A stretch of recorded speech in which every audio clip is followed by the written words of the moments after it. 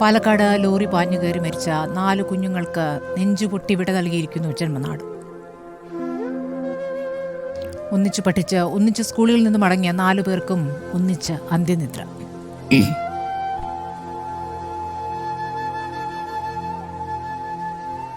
ആയിഷ, റിദ ഫാത്തിമ, ഇർഫാന ഷെറിൻ, നിദ ഫാത്തിമ എന്നിവരുടെ മൃതദേഹം തുപ്പനാട് ജുമാ മസ്ജിദിലെ ഖബറിടത്തിൽ സംസ്കരിച്ചു. ദുരന്തമുണ്ടാക്കിയ നടുക്കത്തിൽ നിന്നും മോചിതരാകാൻ ഇനിയും നാടിനായിട്ടില്ല. മുബഷീർ പി അക്ബറും അർജുൻ മട്ടന്നൂരും വിവരങ്ങളുമായി. മുബഷീർ, ഒരുമിച്ച് കളിച്ച് വളർന്നവരാണ്, ഒരുമിച്ച് പഠിച്ചവരാണ്. ഇത്തവണ വെവ്വേറെ ഡിവിഷനുകളിലായിരുന്നു എന്ന് ഇപ്പോൾ അപകടത്തിൽ രക്ഷപ്പെട്ട കൂട്ടുകാരി ഇന്നലെ നമ്മളോട് പറയുന്നുണ്ടായിരുന്നു. വേറെ ഡിവിഷനിലാണെങ്കിലും പരീക്ഷ കഴിഞ്ഞ് പരീക്ഷാ വിശേഷങ്ങൾ പങ്കുവെച്ച് മടങ്ങുകയായിരുന്നു 4 പേരും. 5 പേരും ഒരുമിച്ച്. അപ്പോഴാണ് ലോറി പാഞ്ഞുകയറി ഉണ്ടായ ഈ ദുരന്തം സംഭവിച്ചത്. ഇപ്പോൾ ഇവരുടെ അന്ത്യയാത്രയും അന്ത്യനിദ്രയും ഒരുമിച്ച് തന്നെ ഒരുക്കുകയായിരുന്നു അല്ലേ?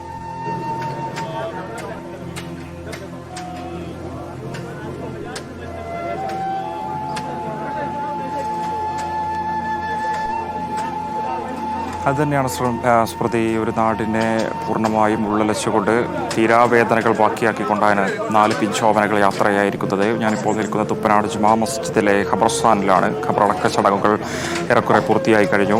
ഇപ്പോഴും ദൃശ്യങ്ങൾ കാണാൻ സാധിക്കും. നിരവധി ആളുകളാണ് ഈ ഒരു ഖബർസ്ഥാനിലേക്ക് എത്തിക്കൊണ്ടിരിക്കുന്നത്. പിഞ്ചോമനകൾക്ക് അവസാനമായി യാത്രയപ്പ് നൽകുന്നതിന് വേണ്ടി ഒരു പിടി മണ്ണ് കൈകളിലെടുത്തുകൊണ്ട് ഖബറിലേക്ക് ഇട്ട് അവർക്ക് അവസാനമായി പ്രാർത്ഥന നൽകുന്നതിന് വേണ്ടി ഇവിടെ കാത്തു നിൽക്കുന്നൊരു കാഴ്ച കാണാൻ സാധിക്കുമെന്നുള്ളതാണ്. ഏറെക്കുറെ ഖബറടക്ക ചടങ്ങുകൾ ഇവിടെ പൂർണ്ണമായി കഴിഞ്ഞു. 4 പിഞ്ചോമനകളെയും റിദ ഫാത്തിമയും, നിദ ഫാത്തിമയും, ഇർഫാനെയും അതുപോലെ തന്നെ ആയിഷയെയും ഒരുമിച്ചുമാണ് ഖബറടക്കിയത്. നമുക്കറിയാം, തുപ്പനാട് ജുമാ മസ്ജിദിന് മുകൾ ഭാഗത്തെ പള്ളിക്കാട്ടിൽ നടന്നു നീങ്ങിയ ദിക്ർധ്വനികളാൽ നടന്നു നീങ്ങിയ വൻ ജനാവലിയെ സാക്ഷ്യം വഹിച്ചുകൊണ്ടാണ് അല്പസമയം മുമ്പ് ഖബറടക്ക ചടങ്ങുകൾ പൂർത്തിയായത്. ഇപ്പോൾ ദൃശ്യങ്ങളിൽ കണ്ടുകൊണ്ടിരിക്കുന്നത് അതിന് മുകൾ ഭാഗത്ത് വിരിച്ച പായയുടെ മുകളിലേക്ക് മണ്ണിട്ടുകൊണ്ട് അത് പൂർണ്ണമായും മൂടുന്നൊരു കാഴ്ചയാണ്. ആളുകൾ ഇപ്പോഴും കാത്തു നിൽക്കുന്നത് ഒരു പിടി മണ്ണതിലേക്ക് ഇട്ടുകൊണ്ട് പ്രാർത്ഥിക്കുന്നതിന് വേണ്ടിയാണ്. അത്രയധികം തീരാദുഃഖം ഈ നാട്ടിനെ, നാട്ടുകാരെ ഈ ഒരു സംഭവം അത്രത്തോളം ബാധിച്ചിട്ടുണ്ടെന്ന് അടയാളപ്പെടുത്തുന്ന ഈ ഒരു പങ്കാളിത്തം എന്നുള്ളതാണ്. എന്തായാലും അല്പസമയം മുമ്പായിരുന്നു തുപ്പനാട് ജുമാ മസ്ജിദിൽ വെച്ച് മയ്യത്ത് നമസ്കാരം നടന്നിരുന്നത്. നിരവധി ആളുകൾ ആ ഒരു പ്രാർത്ഥനയിൽ പങ്കെടുക്കുന്നതിന് വേണ്ടി ഇങ്ങോട്ടേക്ക് എത്തിയിരുന്നു. പിഞ്ചു മക്കൾക്ക് വേണ്ടി ഉള്ളുരുകി പ്രാർത്ഥിക്കുന്ന കാഴ്ചയൊക്കെ തന്നെ അവിടെ കണ്ടു എന്നുള്ളതാണ്. അതിനു മുൻപത്തെ മണിക്കൂറുകളിൽ അത്രത്തോളം സങ്കടപ്പെടുത്തുന്ന കാഴ്ചകൾ നമ്മൾ കണ്ടതാണ്. മക്കളുടെ ഭൗതികദേഹങ്ങൾ ഈ വീടുകളിൽ എത്തിച്ച സമയത്ത് അത് ഏറ്റുവാങ്ങിയ ഘട്ടത്തിലുണ്ടായ അവിടെ ഉണ്ടായിരുന്ന സാഹചര്യങ്ങൾക്ക് തന്നെ അത്രത്തോളം ദുഃഖമുണ്ടാക്കുന്നതായിരുന്നു, വേദനപ്പെടുത്തുന്നതായിരുന്നു. മാതാപിതാക്കൾ, കുടുംബാംഗങ്ങൾ ചേർന്ന് മൃതദേഹം ഏറ്റുവാങ്ങുമ്പോൾ ആർത്ത് കരഞ്ഞു പോകുന്ന സാഹചര്യം അവിടെ ഉണ്ടായി എന്നുള്ളതാണ്.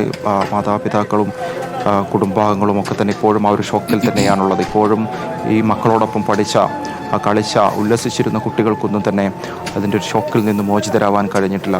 അവരൊന്നും മടങ്ങിപ്പോയിട്ടില്ല, അല്ലെങ്കിൽ അവരൊക്കെ ഇപ്പോഴും അവരുടെ കൂടെയുണ്ടെന്നൊരു പ്രതീക്ഷയിൽ അബോധമായി കുട്ടികളൊക്കെ തന്നെ ഒരു ഭാഗത്തെ വീടുകളിലൊക്കെ തന്നെ ഉണ്ട് എന്നുള്ളതാണ് വസ്തുത. എന്തായാലും അത്രത്തോളം സങ്കടം ഈ ഒരു സംഭവം ഈ ഒരു മേഖലയിൽ ഉണ്ടാക്കിയിട്ടുണ്ട്. നമുക്കറിയാം, തുടർച്ചയായ അപകടങ്ങൾ ഉണ്ടാക്കിയിരുന്നൊരു മേഖലയായിരുന്നു. നിരവധി ആളുകളുടെ ജീവൻ പൊലിഞ്ഞ മേഖലയാണ്, അപകട മേഖലയാണെന്ന് തുടർച്ചയായി നാട്ടുകാർ പറഞ്ഞ ഒരിടം കൂടിയായിരുന്നു. ഈ ഒരു സംഭവത്തിൽ അപകടങ്ങൾ തുടർച്ചയായിട്ടുണ്ടായിട്ട് അതിനെതിരെ സമരങ്ങളുണ്ടായിരുന്നു, പ്രതിഷേധങ്ങളുണ്ടായിരുന്നു, പരാതികളുണ്ടായിരുന്നു. രാഷ്ട്രീയ ഭേദമന്യേ നാട്ടുകാർ ഒരുമിച്ചിറങ്ങി അതിനെതിരെ രംഗത്ത് വന്നിട്ടും ഒരു നടപടി പോലും സ്വീകരിക്കാൻ ഇവിടെയുള്ള ഉദ്യോഗസ്ഥ വർഗങ്ങൾക്ക്, അധികൃതർക്ക് സാധിച്ചിരുന്നില്ല.